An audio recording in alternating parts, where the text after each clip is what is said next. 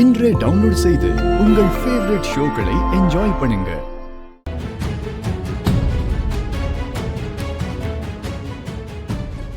அம்மா ஜனாமா முடிச்சுக்க போறாங்க. வா வா சொல்றேன்ல வா.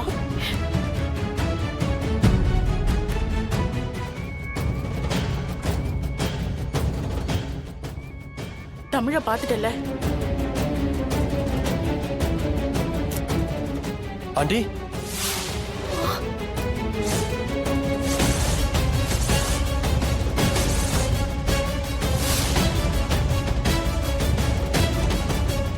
என்ன ஆண்டி இந்த நேரத்துல? அது வந்து ஓ, தமிழ பார்க்க வந்தீங்களா? ஆமா தம்பி, என்னால தூங்கவே முடியல. மனசு ரொம்ப பாரமா இருந்தது. அதான் பாத்துட்டு போலான்னு வந்தேன். உங்களுக்கும் அடிபட்டு இருக்குல்ல? இப்ப எப்படி இருக்கு தம்பி? வலி குறைஞ்சிருக்கா? மருந்தெல்லாம் சாப்பிட்டீங்களா? ஆண்டி சாரி ஆண்டி, என்னாலதான் தமிழுக்கு இப்படி ஆச்சு. ஐயோ, நான் கொஞ்சம் கவனமா இருந்திருக்கணும். என்னோட கேர்லெஸ்னஸ் தான் எல்லாத்துக்குமே காரணம். விடுங்க தம்பி, அதெல்லாம் இல்ல. இல்ல ஆண்டி, இது ஃபர்ஸ்ட் டைம் இல்ல.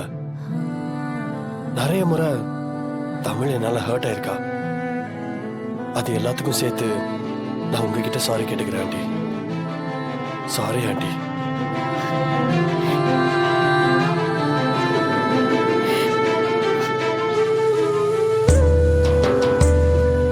என்ன ஆண்டி, ஏன் இப்படி பாக்குறீங்க? தமிழுக்கு மட்டும் இல்ல தம்பி, உங்களுக்கும் ஏதாவது ஆயிருந்தாலும் என்னால தாங்கி இருக்க முடியாது. எனக்கு நீங்க வேற, தமிழ் வேற இல்ல. எப்படியோ ரெண்டு பேரும் பொழைச்சு வந்துட்டீங்கல்ல, அதுவே எனக்கு போதும். தம்பி, தமிழ் சின்ன வயசுல இருந்தே ரொம்ப பொறுப்பா வளர்ந்தவ.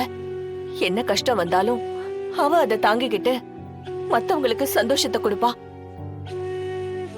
இசை பிறந்ததுல இருந்து இப்ப வரைக்கும் அவளுக்கு இன்னொரு அம்மாவா இருந்து அவதான் அவளை பாத்துக்கிறா. அவ எங்க குடும்பத்தோட பெரிய சொத்து தம்பி. மத்தவங்க கஷ்டப்படுறத அவளால எப்பவும் தாங்கிக்கவே முடியாது. தன்னோட எதிரிக்கே ஒரு கஷ்டம் வந்தா கூட ஓடி போய் உதவி செய்யற குணம் அவளுக்கு.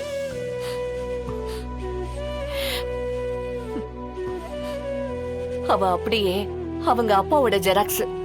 அவளுக்கு எந்த கெட்டதும் நடந்துடக்கூடாது. எப்படியோ அவ உங்கள மாதிரி 4 நல்லவங்களை சம்பாதிச்சு வச்சிருக்கா. நீங்களா இருக்கிறப்ப அவளுக்கு என்ன கஷ்டம் வந்துற போது?